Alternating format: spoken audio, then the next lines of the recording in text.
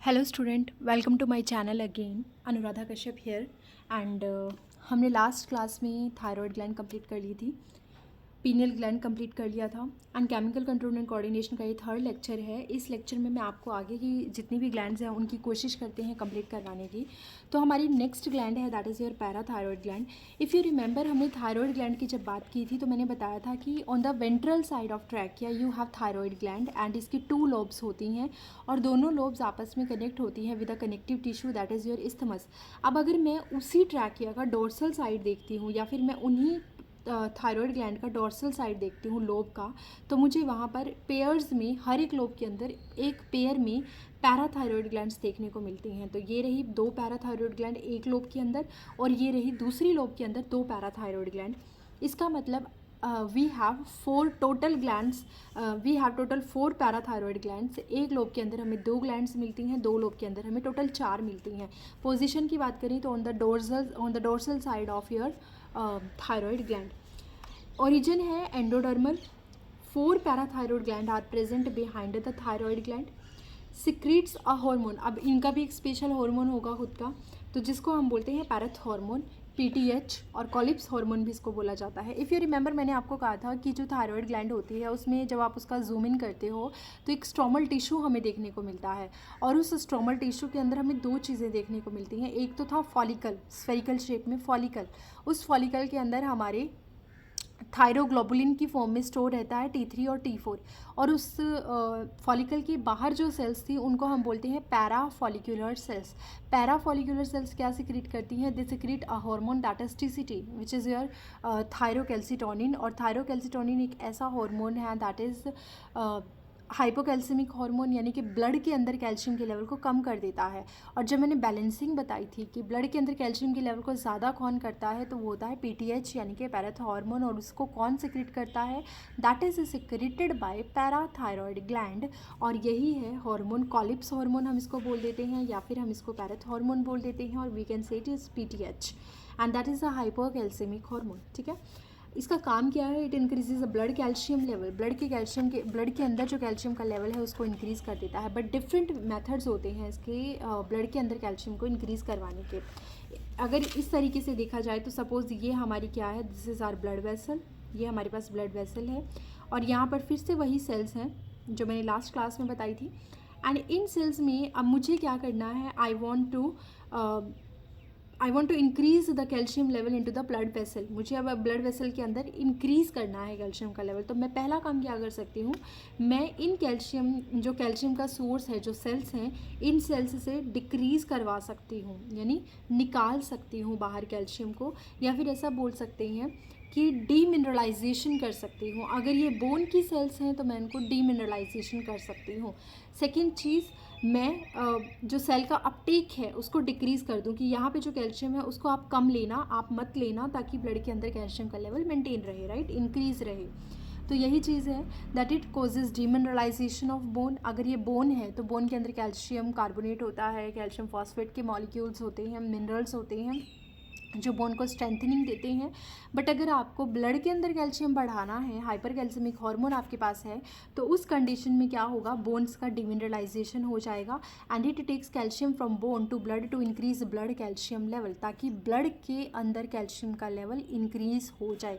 इसके अंदर कैल्शियम का लेवल अगर आपको इंक्रीज़ करना है तो आपको यहाँ से कैल्शियम बाहर निकालना होगा।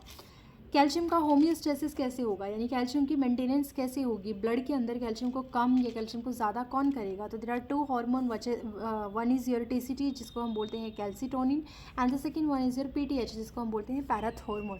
टीसीटी कहाँ से आया था? टीसीटी हमारे पास आया था थायरॉयड ग्लैंड से। ये हमारा थायरॉयड ग्लैंड से आता है, थायरॉयड ग्लैंड से, जिसको हम टीसीटी भी बोलते हैं।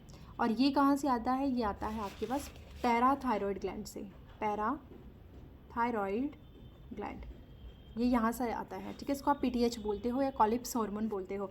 ये कैसा हार्मोन है? This is the hypocalcaemic hormone, यानी कि ये ब्लड के अंदर कैल्शियम के लेवल को कम कर देता है। और ये कैसा हार्मोन है? That is the hypercalcemic hormone. ये ब्लड के अंदर कैल्शियम के लेवल को मेंटेन करता है, कैसे? इंक्रीज़ करके। तो दोनों का अपना स्पेसिफिक काम है, दोनों का सोर्स अलग है and they regulate the blood calcium level with the help of calcitonin and PTH and it is known as calcium homeostasis. But how, कैसे करता है? तो देखिए यहाँ पे इन्होंने एक चीज़ें, गिव मी 1 सेकेंड बच्चों, यहाँ पर इन्होंने चीज़ें बता रखी हैं कि कैसे मेंटेन कर रहा है ना. तो देखो पैराथॉर्मोन क्या है. पैराथॉर्मोन को आप साइड में लिख लो, अगर आपको चीज़ें नहीं समझ आती हैं तो आप इसको साइड में लिख सकते हो. That it is a hyper calcemic hormone. Hyper calcemic hormone. और ये कैसा है? This is your hypo calcemic hormone. ठीक है. तो जब ब्लड के अंदर कैल्शियम का लेवल बहुत ज़्यादा हो जाता है तो उसको मेंटेन करता है कैल्सीटोनिन. कैसे? ये ब्लड के अंदर कैल्शियम के लेवल को घटा देता है. अगर आपकी ब्लड के अंदर कैल्शियम का लेवल बहुत कम है, लो ब्लड कैल्शियम लेवल है, तब एक्टिवेट हो जाता है आपका, या प्रोड्यूस कर देता है क्या, कौन प्रोड्यूस हो जाता है? पैराथॉर्मोन. जो कैसा हार्मोन है? That is a hyper calcemic hormone. अब ये चीज़ें हो गई कि क्रॉस कर रहा है, यानी कि ये एक दूसरे को कंट्रोल करने का काम कर रहे हैं. अगर कोई ज़्यादा होता है तो कौन सा एक्टिव होगा, अगर कोई कम होता है तो कौन सा एक्टिवेट होगा. यहाँ पर इससे रिजल्ट क्या होगा? ये रिजल्ट पैराथॉर्मोन का रिजल्ट क्या है कि पैराथॉर्मोन हाइपर कैल्शियमिक लेवल है तो ये क्या करेगा? ब्लड के अंदर कैल्शियम, जैसे ही कम ब्लड हुआ, ब्लड के अंदर कैल्शियम का लेवल कम हुआ, वैसे ही पैराथॉर्मोन एक्टिवेट हुआ और पैराथॉर्मोन ने हाई कर दिया किसको? ब्लड के कैल्शियम लेवल को. इसी तरीके से जब हाई ब्लड कैल्शियम लेवल था तो उस टाइम पर कैल्सीटोनिन एक्टिवेट होता है और वो क्या करता है? ब्लड के कैल्शियम लेवल को कम कर देता है. तो दिस आर द रिजल्ट, जो इनके रिजल्ट आते हैं. इसके अलावा पैराथॉर्मोन काम किस पे करता है? It acts on the kidney. Kidney के ऊपर ये काम करता है. किडनी पे काम करेगा. कैसे काम करेगा? ये अलग से काम है इनके. पैराथॉर्मोन किडनी के ऊपर काम करेगा. रीअब्जॉर्प्शन करवाना है कैल्शियम का, है ना, क्योंकि आपको हाइपर कैल्सेमिक बनाना है ब्लड को. तो आप पैराथॉर्मोन किस पे काम करेगा? किडनी पे काम करेगा. किडनी के अंदर जेजी सेल्स होती हैं जिनको हम बोलते हैं जक्स्टा ग्लोमेरुलर सेल्स, जो उसके नेफ्रॉन के अंदर होती हैं. एंड ये सेल्स प्रोड्यूस करती हैं काइंड ऑफ कैल्सीट्रायोल, जो कि विटामिन D3 की तरह होता है. कैल्सीट्रायोल करता है एक्ट किस पर? GI ट्रैक्ट पर, यानी कि गैस्ट्रोइंटेस्टाइनल ट्रैक्ट पर, और उसको बोलता है कि जाओ और तुम जा कर के और ज़्यादा कैल्शियम को रीअब्जॉर्ब करो. अगर तुम और ज़्यादा रीअब्जॉर्ब करोगे तो ब्लड के अंदर कैल्शियम का लेवल बढ़ जाएगा. तो पैराथॉर्मोन एक हाइपर कैल्सेमिक हार्मोन है और वो कैसे ब्लड के कैल्शियम को लेवल बढ़ाता है, कैसे बढ़ाता है कैल्शियम के लेवल को ब्लड के अंदर? With this method. इस मेथड के थ्रू वो इसको इंक्रीज़ करता है. ठीक है. तो ये थी पूरी प्रोसेस. पैराथायरॉयड ग्लैंड कैसे कैल्शियम की होम्योस्टेसिस करते हैं. जैसे हमारी बॉडी में शुगर की मेंटेनेंस होती है, यानी शुगर कम होना है, शुगर ज़्यादा होना है, तो उसके लिए कौन से हार्मोन आते हैं. सेम चीज़ हमारी बॉडी में कैल्शियम को लेकर के भी है कि कैल्शियम को ज़्यादा बनना है या कैल्शियम को कम बनना है. वो सारा काम कैसे होता है? इस होम्योस्टेसिस से. क्लियर. अब हम बात करेंगे another gland, that is thymus. 6 number की ग्लैंड आप पहुँच गए हैं. ऑरिजिन एंडोडर्मल है. कहाँ पर सिचुएटेड है? It is situated behind the sternum between the lungs on the ventral side of aorta. हो गए कन्फ्यूज? आप समझो.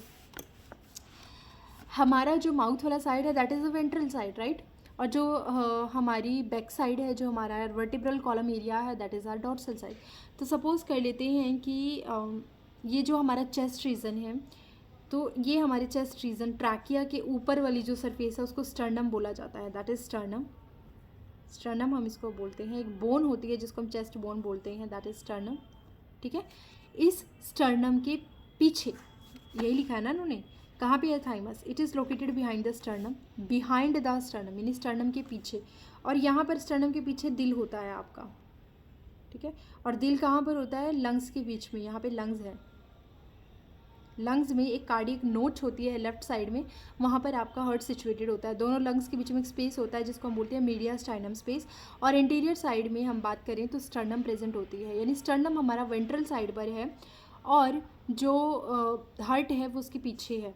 अब स्टर्नम के पीछे प्रेजेंट होता है हमारा थाइमस. स्टर्नम के पीछे प्रेजेंट होता है बिहाइंड, यानी कि सपोज ये अगर दिल है तो ये दिल का आउर्टा है. अब इस दिल का आउर्टा मेरा फेस कर रहा है, आई होप आपको दिख रहा है. तो ये दिल का, ये मेरा डॉर्सल साइड है, ये मेरा वेंट्रल साइड है हार्ट का. ठीक है. तो यहाँ पे लंग्स हैं दोनों side. This is my heart, या ऐसे मान लेते हैं, this is my heart and this is the dorsal side, this is the ventral side. Ventral side के आगे, वेंट्रल साइड के आगे प्रेजेंट है कौन? वेंट्रल साइड में आउर्टा है, जो दिल का एट्रियम है, आउर्टा है, उसके वेंट्रल साइड पे प्रेजेंट है थाइमस. और suppose this is my sternum, जो मैंने पेन से दिखाई है, दिस इज़ माई स्टर्नम. तो इस स्टर्नम के पीछे यानी इन दोनों के बीच में प्रेजेंट है। Ventral to aorta of heart and dorsal या फिर behind the sternum between the lungs, ठीक है। तो यहाँ पे हमारी थाइमस प्रेजेंट होती है। Position is very important to know. इसका हार्मोन क्या है? थाइमोसिन इसका हार्मोन है। Thymosin is simply very very beneficial और very very effective for us. क्यों? क्योंकि थाइमोसिन एक ऐसा हार्मोन है जो हमारी लिम्फोसाइट्स हैं, whether it is your B lymphocyte और टी लिम्फोसाइट, दोनों की मैच्योरेशन के लिए रिस्पॉन्सिबल होता है। Help in differentiation and maturation of T cells which plays role in cell mediated immunity और indirectly helps in humoral immunity. देखो क्या मतलब है इस चीज़ का।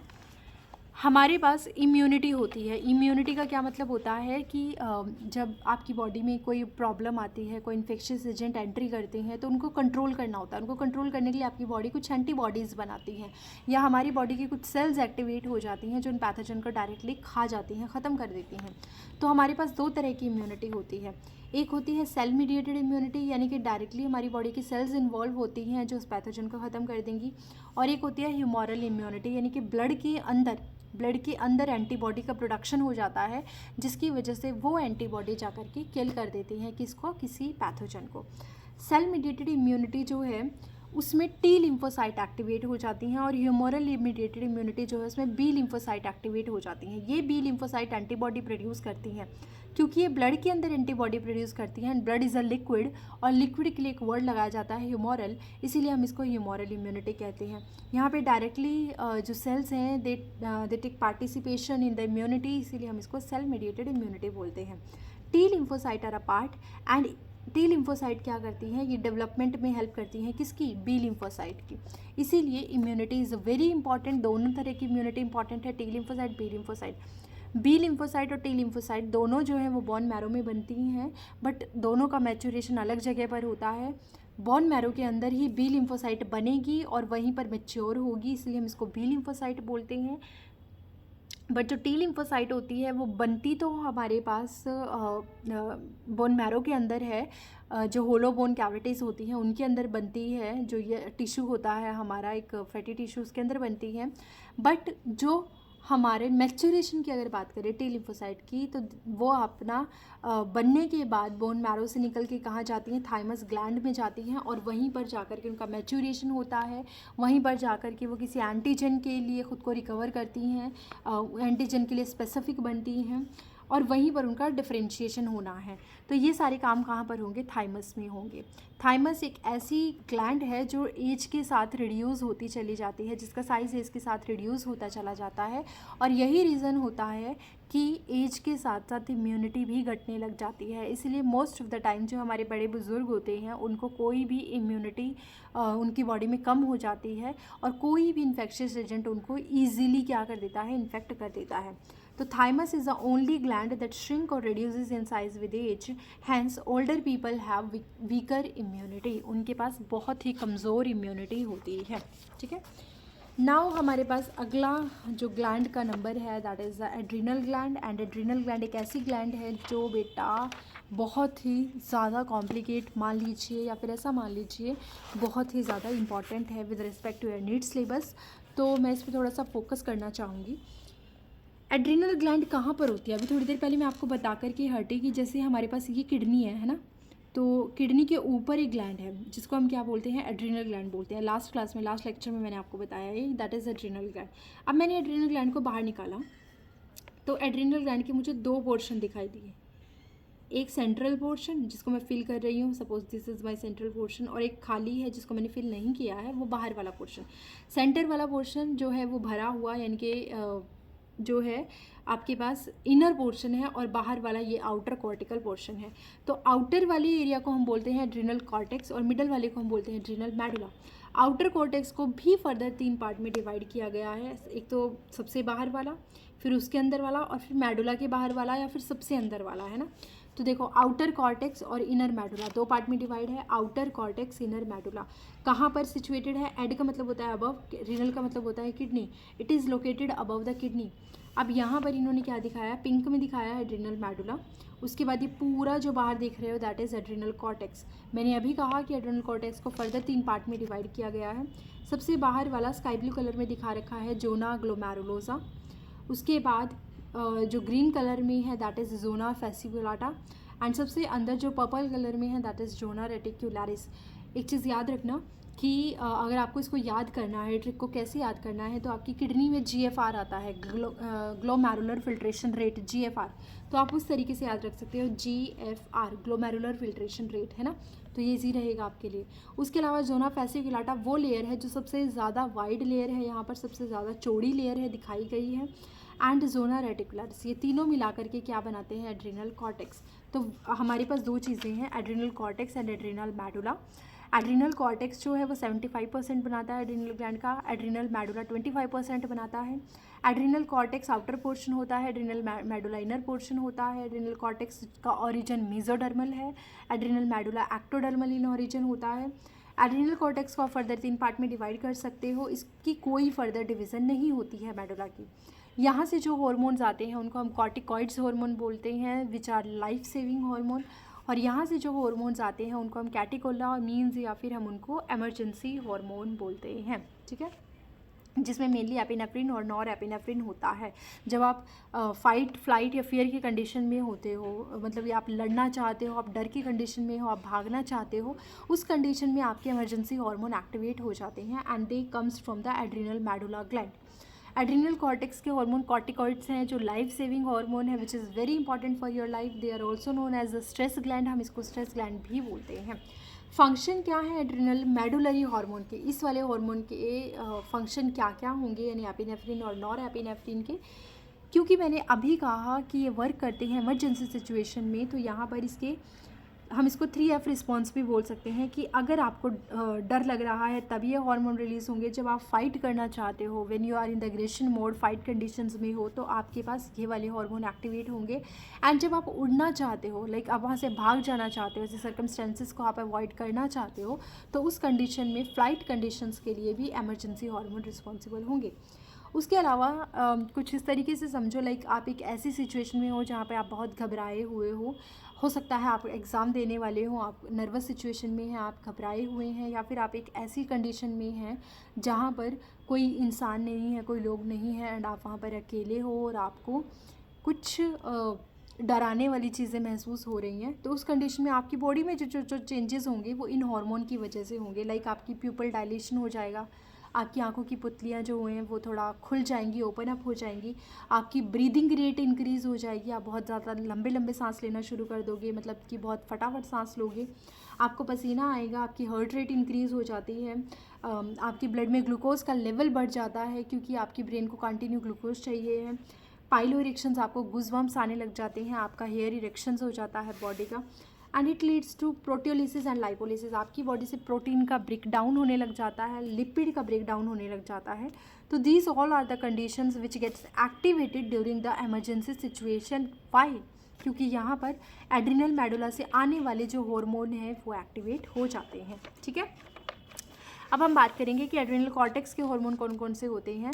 तो हमारे पास 3 तरह के हार्मोन हैं, 3 तरह की पार्ट हैं, जोना ग्लोमेरुलोसा, जोना फैसिकुलाटा, जोना रेटिकुलरिस। ग्लोमेरुलोसा से आता है मिनरलोकॉर्टिकॉइड्स, फैसिकुलाटा से आते हैं ग्लूकोकॉर्टिकॉइड्स, रेटिकुलरिस से आते हैं सेक्स कॉर्टिकॉइड्स। तो जो कॉर्टिकल हार्मोन्स है तीनों को मिलाकर के हम बोलते हैं corticoids. Remember one thing, glomerulosa से मिनरलोकॉर्टिकॉइड जो वाटर और इलेक्ट्रोलाइट को बैलेंस करते हैं, ग्लूकोकॉर्टिकॉइड आते हैं फैसिकुलाटा से जो शुगर कार्बोहाइड्रेट के मेटाबॉलिज्म को मेंटेन करते हैं, लाइफ सेविंग हार्मोन होते हैं, इम्यूनोसप्रेसिव ड्रग की तरह काम करते हैं, नेचुरल इम्यूनोसप्रेसेंट होते हैं आपकी बॉडी में। ये सब चीज़ों को कंट्रोल कौन करता है? ग्लूकोकॉर्टिकॉइड्स, ठीक है। एनाबॉलिज्म इफेक्ट भी एनाबॉलिक इफेक्ट भी शो करते हैं। रेटिकुलरिस आपका मेनली सेक्स स्टेरॉइड्स होते हैं, सेक्स कॉर्टिकॉइड्स होते हैं जो मेल और फीमेल में डिफरेंट मेल और फीमेल सेक्स हार्मोन रिलीज़ करते हैं। एक एक करके तीनों के बारे में पढ़ते हैं। मिनरलोकॉर्टिकॉइड जो जोना ग्लोमेरुलोसा से आता है, हार्मोन ऑफ जोना ग्लोमेरुलोसा। इसका जो मेन हार्मोन है दैट इज़ एल्डोस्टेरोन, जो इसका मेन हार्मोन है, मेजर मिनरलोकॉर्टिकॉइड है। किसके कंट्रोल में होता है? Under the control of RAAS mechanism, जो आपने रेस्पिरेटरी सिस्टम में पढ़ी होगी कभी, रेनिन एंजियोटेंसिनोजन एल्डोस्टेरोन सिस्टम, उसके कंट्रोल में होते हैं मिनरलोकॉर्टिकॉइड्स। एल्डोस्टेरोन का काम क्या होता है, जब हमारी बॉडी से ब्लड प्रेशर गिरने लगता है, जब हमारी बॉडी से बहुत ज़्यादा आयंस बाहर जाने लगते हैं, वाटर बाहर जाने लगते हैं, तो उनको रोकने के लिए एल्डोस्टेरोन एक्टिवेट होता है। और ये हमारे नेफ्रॉन के 2 पार्ट पे काम करता है, एक होता है डेंसिटी और एक होता है कलेक्टिंग ट्यूब्यूल। वहाँ पे ये एक्ट करेगा और जो ज़्यादा अमाउंट में सोडियम आयंस या पोटेशियम आयन, सोडियम आयन बाहर जा रहे थे, उनको रोकने का काम करेगा।